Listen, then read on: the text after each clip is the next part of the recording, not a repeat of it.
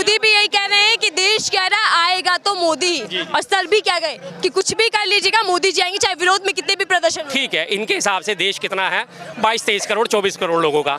मैं बार बार इस बात को आंकड़े को उठाता हूँ। 2019 में जब हमारे लोकसभा इलेक्शन हुए थे, 93 करोड़ वोटर रजिस्टर्ड थे, जिनमें से करीब 66 करोड़ लोगों ने वोट डाला था।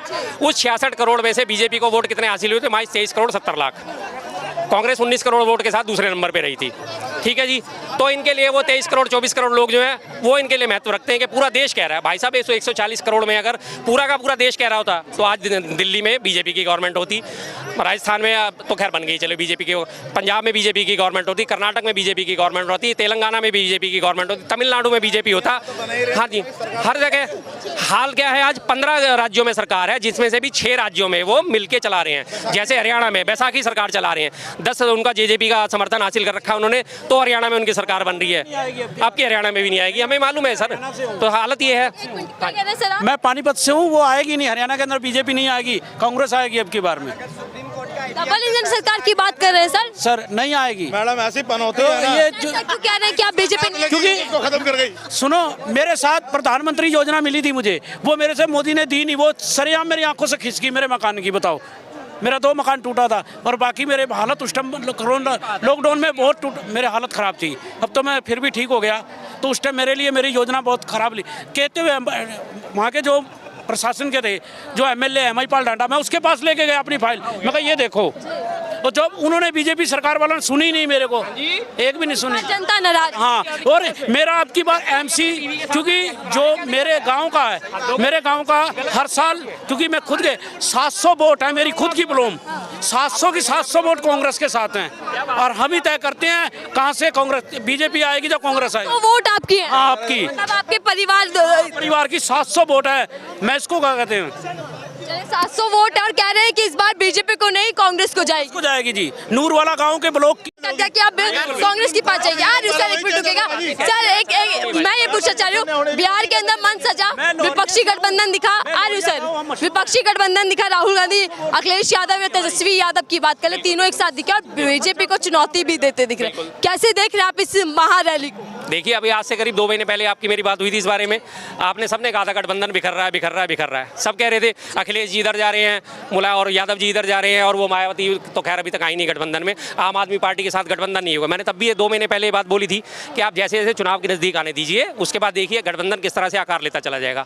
आम आदमी का और कांग्रेस का फैसला हो चुका, अखिलेश यादव और हमारे कांग्रेस का फैसला हो चुका, तेजस्वी यादव और उनका फैसला कल की मीटिंग के बाद हो ही जाएगा, कोई दिक्कत नहीं है। मैंने पहले भी कहा था, और जैसी चुनाव की घोषणा होती है आप देखिएगा सारे के सारे गठबंधन वाले वापस वहीं मौजूद होंगे, कोई ऐसी दिक्कत नहीं है इसमें।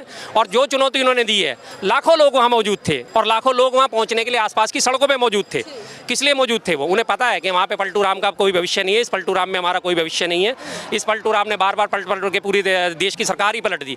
और मोदी जी वहाँ जाके जो घोषणा कर रहे हैं, आज मैं 75,000 करोड़ दे रहा हूँ, आज मैं 1 लाख करोड़ दे रहा हूँ। मोदी जी से पूछोगे, जब आज से पहले जब बिहार में इलेक्शन होने वाले थे, तब उन्होंने क्या घोषणा करी थी? मैं बिहार को 1 लाख करोड़ की सौगात देता हूँ। लोगों ने बड़ा शोर मचाया, बड़ी तालियां। अच्छा चलो 1 लाख नहीं, मैं 1.25 लाख करोड़ की सौगात देता हूँ। आज तक उन बिहार वालों को 1.25 लाख करोड़ की सौगात मिली? 1.25 लाख रुपए। बिल्कुल बिल्कुल वही हवा हवाई जो उन्होंने कोविड में दावे करे थे। मैं 20 लाख करोड़ का पैकेज घोषित करता हूँ, अगले कोविड में फिर मैं 22 लाख करोड़ का पैकेज घोषित करता हूँ। कहीं वो दिखा किसी को सड़क पे वो 20 लाख करोड़ का 22 लाख करोड़ का पैकेज गंगा किनारे लाशी है। जीडीपी में दिखा ना, अडानी का ग्रोथ दिखा ना। जी जी जी जी सही है। तो वही हालत है, अब दिख गई है वहाँ पे, जमीन सरक गई है, तो उन्हें पता है कि हालत हमारी खराब है, तो करे क्या, बोले तो बोले क्या। हालत खस्ता हो चुकी है इनकी। बीजेपी इनके पास वहाँ से बिहार में तो खत्म है, यूपी में इनकी लगभग आधी सीट तो कम से कम इनको लॉस होना ही होना है। दिल्ली में इस बार आते ही नहीं है। दिल्ली में आपने देख लिया कि 4-4, 5-5 सांसदों का टिकट काट दिया है। किस वजह से काटा? परफॉर्मेंस ही नहीं थी। परवेश साहब सिंह वर्मा लगातार सिर्फ बयानबाजी क्या करते थे केजरीवाल के खिलाफ, राहुल गांधी जी के खिलाफ।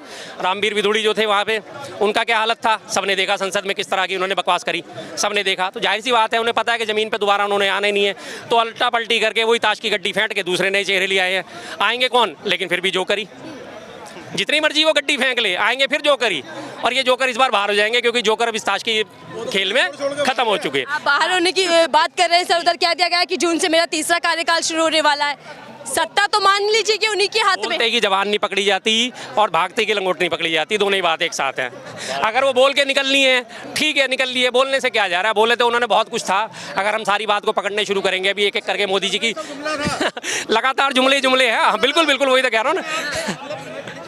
मैं आपसे पूछना चाहता हूँ कि अगर विपक्ष है तो काम क्यों नहीं गिना पा रहा कि हमने ये किया और हमको वोट इसलिए दीजिए, हमें इसलिए ये वोट दीजिए। कि सत्ता पक्ष कमजोर हो गया मान लीजिएगा, लेकिन विपक्ष कितना मजबूत आप देख पा रहे हैं। क्या भीड़ आने से सिर्फ मान लिया जाए कि वो चुनौती दे पाएगा? देखिए, भीड़ आने का मतलब यही होता है कि अगर किसी को कोई बात अच्छी लग रही तभी तो वो अपने नेता को सुनने जाएगा, जबरदस्ती तो नहीं जाएगा।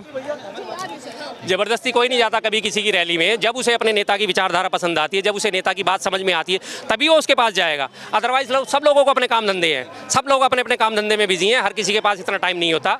तो भीड़ का सीधा सा मतलब है कि वोट में भी कन्वर्ट होता है, वो सीधी सी बात है। रही बात विपक्ष की, तो काम गिनाना विपक्ष का काम नहीं है, क्योंकि विपक्ष विपक्ष है, सत्ता में नहीं है। काम गिनाना सत्ता पक्ष का काम होता है। सत्ता पक्ष अपने काम गिनाए कि मैंने काम ये करा। वो हर बार काम गिनाने के नाम पे क्या आते हैं, हमने राम मंदिर बना दिया, हमने 370 हटा दी, हमने 3 तलाक हटा दिए। चौथा काम गिनाने की बात जब उनसे बात करो वो गायब, उनके सारे समर्थक गायब। अभी यहाँ पे अगर कोई बीजेपी का सपोर्टर आ जाएगा ना, आप उससे भी यही सवाल करोगे, भाई जरा बीजेपी के काम गिनाना, मोदी जी के काम गिनाना, सबसे पहले आएगा राम मंदिर बना दिया, दूसरा 370 हटा दी, तीसरा 3 तलाक हटा दिया। अब पहली चीज, राम मंदिर सरकार का काम नहीं है, मंदिर बनाना सरकार का काम है ही नहीं। संवैधानिक सरकार है, धर्मनिरपेक्ष सरकार है। वो मंदिर किसी भी खाते में किसी तरह से बीजेपी के खाते में नहीं जाता, सरकार के खाते में नहीं जाता। दूसरी बात आती है 370 की। 370 को ऐसे ग्लोरीफाई करा जाता है कि पता नहीं कितनी बड़ी बात हो गई है। लेकिन हाँ, बिल्कुल बिल्कुल। अरे एक और सवाल सर जी। शर्मा जी, मैंने आपसे ये पूछा कि विपक्ष अपने को क्यों नहीं मतलब फुल कॉन्फिडेंस पे लाके बता पा रहा कि हमने ऐसा किया है और हम ऐसा करके दिखाएंगे, क्यों नहीं दिखा पा रहा? क्या नहीं करके दिखाया? अभी उन्होंने जो भारत जोड़ो न्याय यात्रा चला रखी है उसमें क्या है, युवा, किसान, नारी, श्रमिक और भागीदारी, इन पांचों की बात करी जा रही है ना। हाँ, रैली नहीं है, पूरी भारत जोड़ो न्याय यात्रा है। न्याय यात्रा कहाँ से शुरू होती है? युवाओं को न्याय दिलाना। युवा पेपर के लिए तैयारी कर रहा है। यूपी में भी आपने ताजा देखा 60,000 वैकेंसी थी और 60 लाख फॉर्म थे, यानी कि एक बंदे 100 में से एक बंदे को नौकरी मिलेगी, उसका भी वो पेपर लीक हो गया जी। हाँ जी, हाँ जी, चलिए आप। तो क्या लगता है कि राहुल गांधी की न्याय यात्रा से बीजेपी का रास्ता रुक पाएगा, खासकर पीएम मोदी का? हर जगह खराब है। आप लगातार इतिहास उठा के देखो, अभी इसी न्याय यात्रा का जहाँ जहाँ राहुल गांधी जी गए वहीं में पीछे पीछे अमित शाह गए या मोदी जी गए हैं, या जहाँ जानी होती है वहाँ उससे पहले अमित जी पहुँच रहे होते हैं या मोदी जी पहुँच रहे होते हैं। वाराणसी पहुँचे तो मोदी जी वाराणसी पहुँच गए, बिहार पहुँचे तो बिहार में भी घोषणा करके मोदी जी आए हैं। बिहार में जब रैली आने वाली थी, कहाँ पहुँच रहे हो? जहाँ उन्हें दिख रहा है कि अब ये रैली यहाँ जाने वाली है, अब ये न्याय यात्रा यहाँ पहुँचने वाली, वहाँ वो पहले या तो पैचअप करने जाते हैं या पहले से पहले अपनी ग्राउंड तैयार करने जाते हैं। क्यों जाते हैं भाई? क्यों आप उनके पीछे पीछे चल रहे हो? अगर उनकी न्याय यात्रा सफल नहीं है तो क्यों आप बिहार में गए? क्यों आपने बिहार में 70,000 करोड़ का भी पैकेज की घोषणा करी? आपने 5 साल पहले भी बिहार के लिए कहा था कि स्पेशल राज्य का दर्जा देंगे। आज तक मिल गया क्या बिहार को स्पेशल राज्य का दर्जा? नहीं मिला ना। लेकिन उन्हें दिख रहा है कि ये मेरी अब जमीन काटते चल रहे हैं तो मैं इसे पीछे पीछे से रफू करता हुआ चलूं। उनकी हवा खराब है जी। बोलिए। मैं आपसे जो कह रहा हूँ आप कह ही नहीं पा रहे। मैं सिंपल सी बात ये आपसे पूछ रहा हूँ कि ये अपने आप को प्रूफ कर नहीं पा रहे। लेकिन मैं बीजेपी पक्षधार नहीं हूँ। मैं एक सिंपल सी बात बताता हूँ, उत्तराखंड में हमारे 41 मजदूर फंसे थे ना, कोई भी विपक्ष का नेता वहाँ गया था क्या? गया था क्या कि भाई चलो हम कुछ नहीं करें, खड़े होकर प्रार्थना तो कर सकते हैं? उत्तराखंड में जाने दिया था, जाने दिया था। कौन का नाम बताओ ना। सर नाम का देखो, हरक सिंह रावत वगैरह जो है वो सब गए, पहुंचे थे। हाँ, गए थे, ऐसा नहीं है कि कोई नहीं गया।